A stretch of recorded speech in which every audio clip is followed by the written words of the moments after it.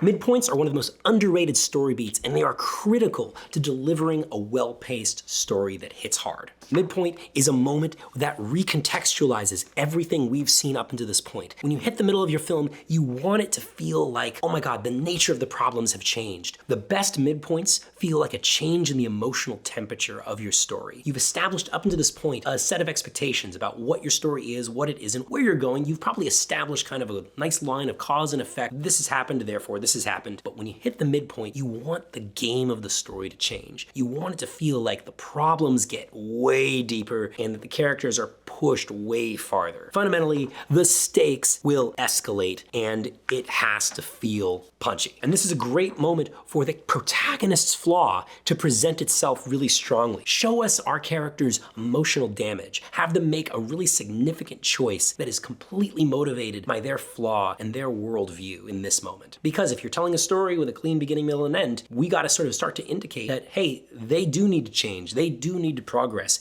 We need to show the audience that, hey, this protagonist's flaw that we established in the beginning, it's really sort of developing and it's really strong. It's gonna reach a breaking point. There are 3 characteristics that a strong midpoint has. 1, it could feel like a revelation, a huge shift in information. Something we didn't know has now become known, and it changes the nature of the problems for our characters. It could feel like a reversal of fortune for our characters. If things have been progressing pretty well up until this point where, we've been overcoming obstacles, make it feel like, oh God, all that preparation really wasn't for anything. We're really in trouble. 3, a cathartic shift for our characters. The emotional temperature should fundamentally change. If things have been going badly, they should start to feel maybe pretty good. Things are going really well all of a sudden. And tease out your protagonist's flaw in this moment. Have your midpoint be a place where your character is challenged emotionally. Your midpoint should really affect the protagonist on their journey to get what they want. And you need to make sure that your midpoint is pushing them to commit to their goal, or making them change their tactics in getting what they want, or increase their urgency.